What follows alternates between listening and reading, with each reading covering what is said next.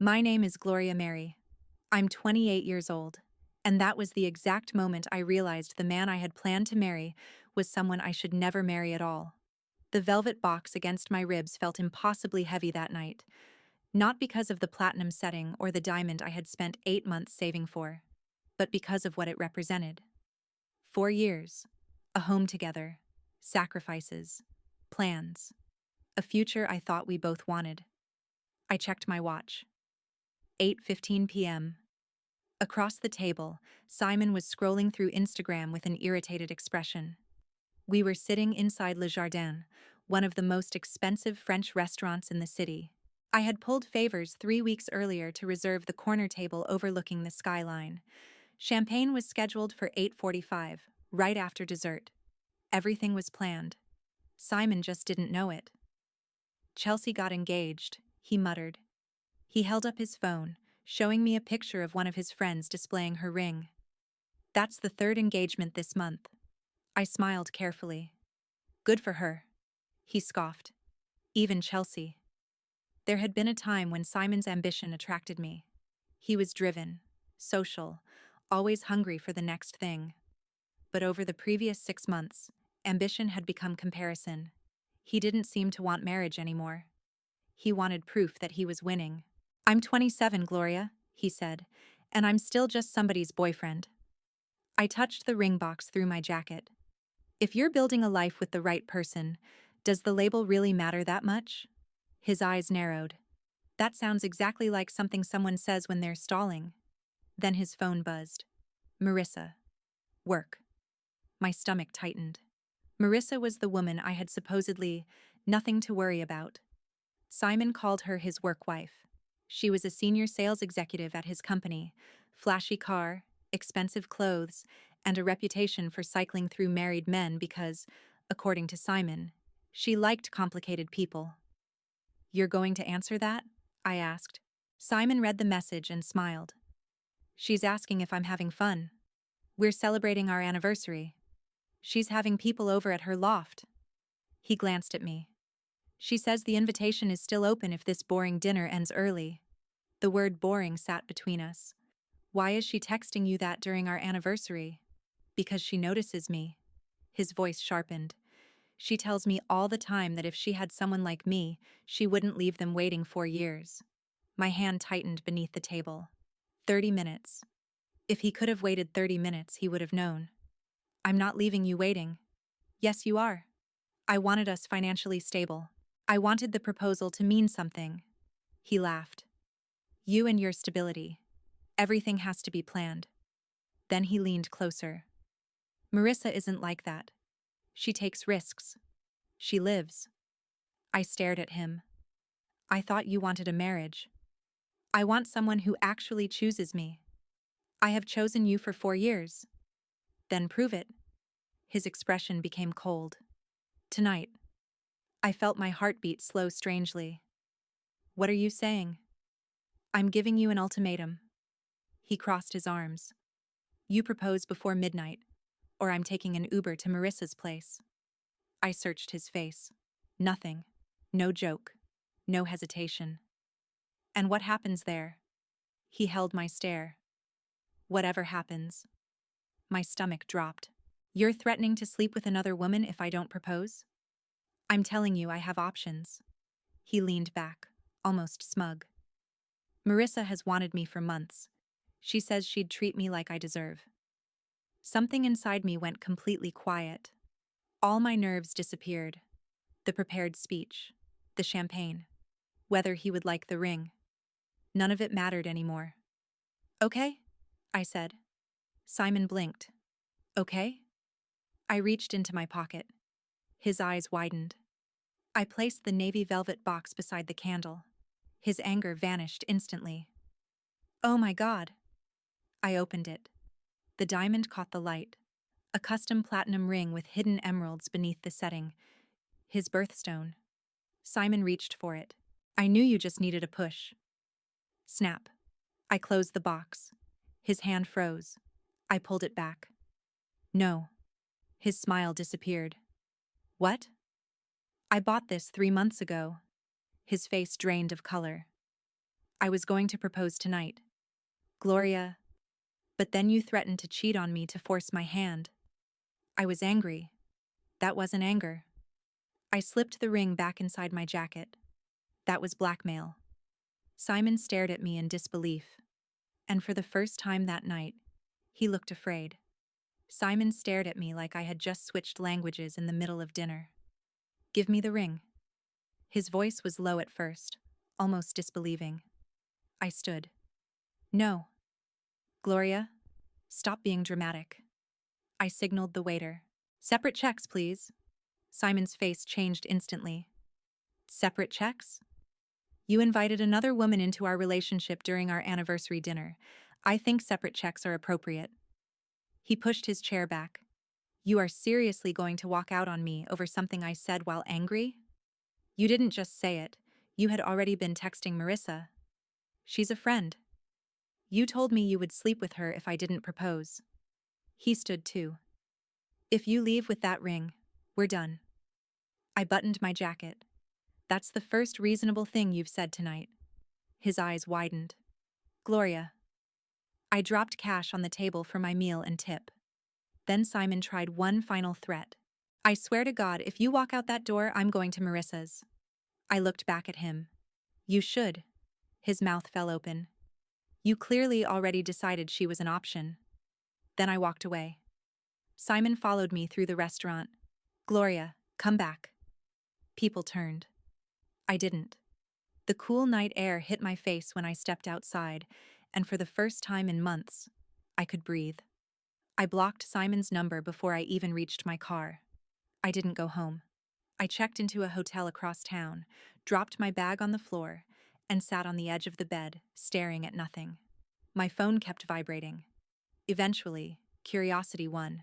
17 missed calls. 34 messages. The progression was almost impressive. 8:45 p.m. Please answer. You're overreacting. 8:52. I didn't mean it. I was stressed. 9:15. You're embarrassing me. 9:47. If you don't answer, I'm calling Marissa. 10:31. I'm in the Uber. This is your fault. 11:16. At least Marissa listens to me. I felt something cold spread through my chest. He had actually gone. I opened Instagram even though I knew I shouldn't. There it was. 2 wine glasses on a glass table. Exposed brick in the background. Marissa's downtown loft. Simon had posted the photo with the caption, "Finally, with someone who knows my worth. New beginnings." He tagged her. 4 years. 4 years of supporting him. 4 years of planning around his goals. 4 years of believing loyalty meant something. It had taken him less than 3 hours to replace me. Strangely, I didn't cry. I screenshotted the post. Then, his ultimatum. Then the messages proving he went directly to Marissa afterward. I saved everything in a folder labeled evidence. And then I slept. At 6 the next morning, I woke up with absolute clarity. The relationship was over. Now I needed my life separated from his before the regret campaign started. I called our landlord at 8. I need my name removed from the lease. You have 6 months remaining, Mr. Henderson warned. 2-month penalty plus the deposit. Fine. You're sure? Yes. I wired the penalty immediately. Then I hired an emergency moving company. By 9:30, I was back at the apartment. Simon wasn't there. Of course he wasn't. I packed only what belonged to me. Clothes, books, computer, my desk. Furniture I had owned before we moved in together. I left the bed, the television, anything we had purchased jointly. I wanted a clean break more than I wanted fairness. By 11:30, my half of the apartment was empty. I placed my keys on the kitchen counter. Beside them, I left one thing. A printed screenshot of Simon's post from Marissa's loft. No letter. No speech. Just proof. My final stop was the jeweler. Mr. Goldman smiled when I entered Goldman and Sons, then immediately saw my face. She didn't like it? She never got it. I placed the navy box on the counter. I need to sell it back. His expression softened. You know I can't refund the full price once it's left the store. I know. He examined the ring. I can offer 9,000, maybe 9,500 if I separate the stone. I had paid nearly 15,000. A $5,000 loss. 24 hours earlier, that number would have made me sick. Now I thought about the alternative. A wedding. A divorce. Years tied to someone who used infidelity as leverage. Do it. Half an hour later, I walked out with a check. I used part of it to cover the lease penalty, part for a deposit on a quiet one-bedroom apartment.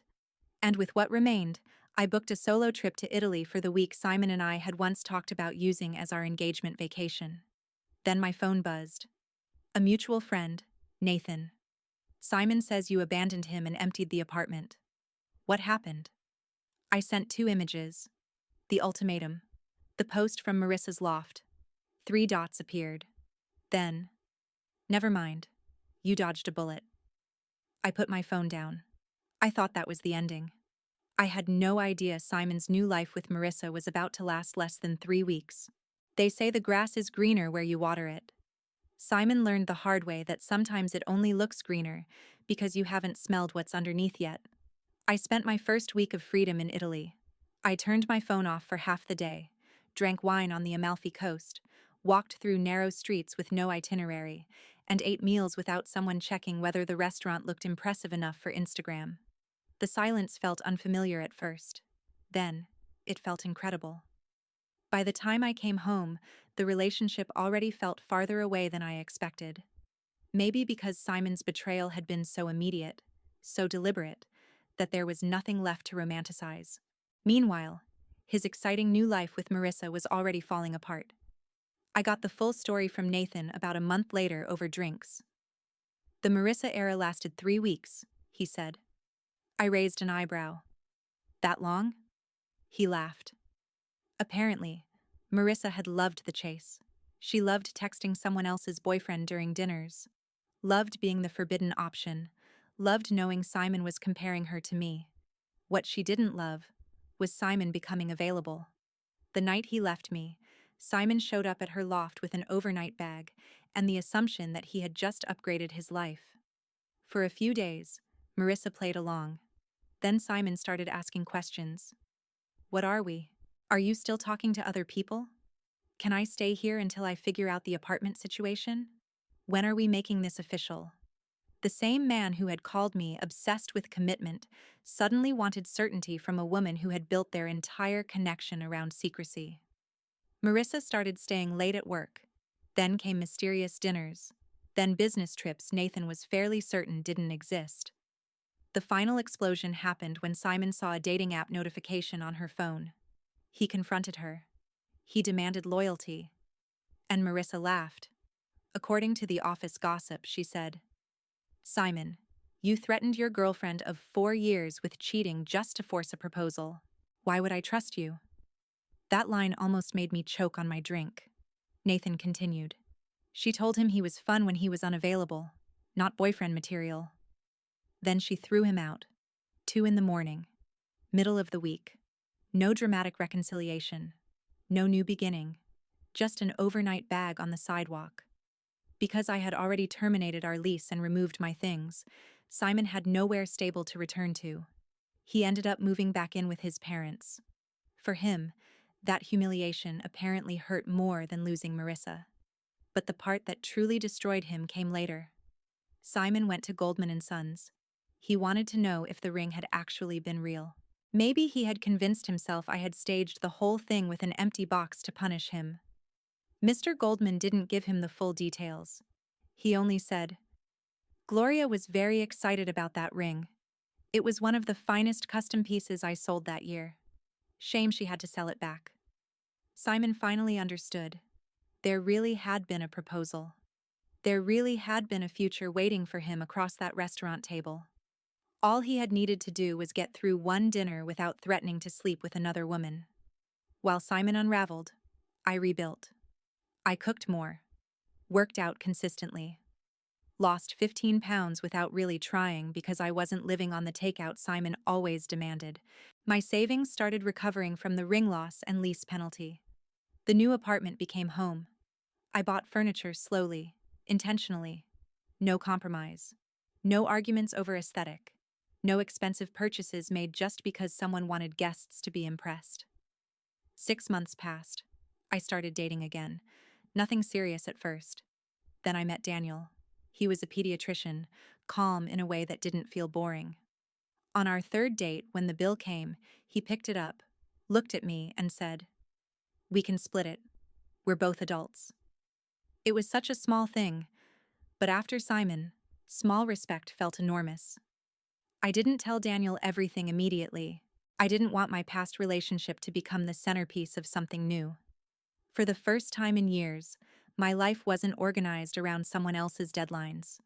Then, one Tuesday evening, I walked out of the gym with my headphones on and saw someone standing beside the bike rack. I almost didn't recognize him. Simon. Old sweatpants. Messy hair. Dark circles under his eyes. The arrogance from Le Jardin was gone. "Gloria," he said. I stopped. He looked at me like he had rehearsed the moment 100 times. "Can we talk?" And just like that, 6 months of silence ended. For a second, I just stood there staring at Simon. 6 months earlier, seeing him would have sent my heart racing. I would have searched his face for some sign that he missed me, that he regretted what he had done. Now, I mostly felt tired. "5 minutes," he said. "That's all I'm asking. I don't think this is a good idea. Please, Gloria." His voice cracked. I leaned against my car and crossed my arms. 5 minutes. Simon swallowed. "I messed up." I said nothing. I messed up badly. Marissa was in my head. She kept telling me you were stringing me along, that if you really loved me, you would have proposed already. You threatened to sleep with her. I know. And then you did exactly what you threatened. His eyes dropped. I was angry. "No, you were making a choice." He rubbed both hands over his face. "She made me feel wanted. And I didn't?" "You did. I got obsessed with the proposal. Everyone around us was getting engaged. I thought you didn't really see a future with me." I almost laughed. "I worked overtime for 8 months to buy you a $15,000 ring." His face tightened. "I didn't know. That's the point." "What?" "If you need to see the reward before you decide whether to stay loyal, then you were never loyal." Simon flinched. "That's not fair." "It's exactly fair." His eyes filled with tears. "If I had known you had the ring, none of this would have happened." I stared at him. He seemed to believe that sentence would help. Instead, it confirmed everything. "So your loyalty depended on the diamond?" "No. You literally just said you wouldn't have gone to Marissa if you knew I was proposing." "I mean, I would have known you were serious." "I was serious for 4 years." He stepped closer. "I'm in therapy now." I blinked. "I've changed. I understand how toxic I was.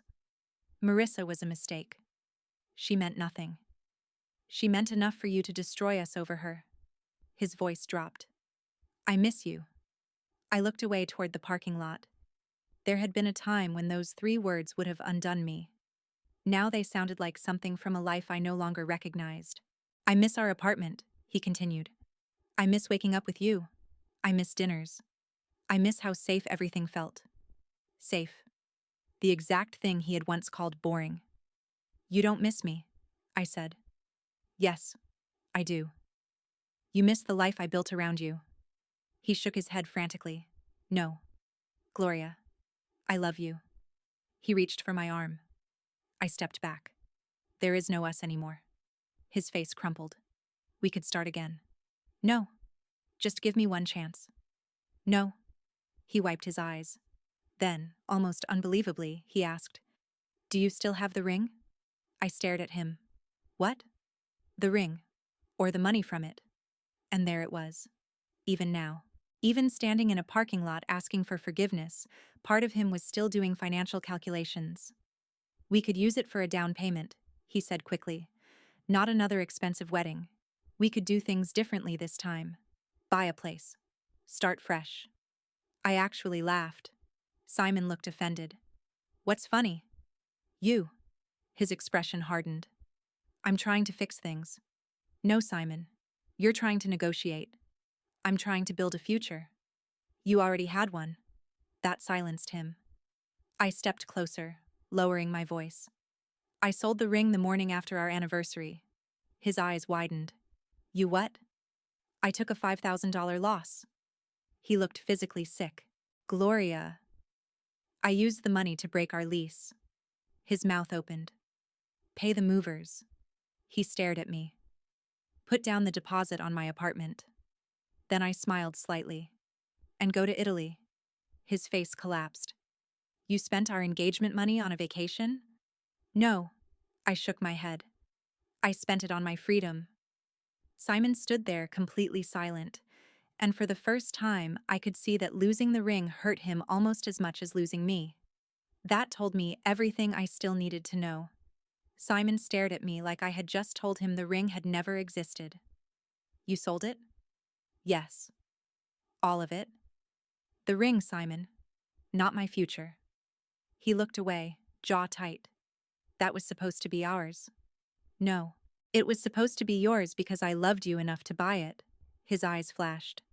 So you just threw away $15,000? I lost about $5,000 on the resale.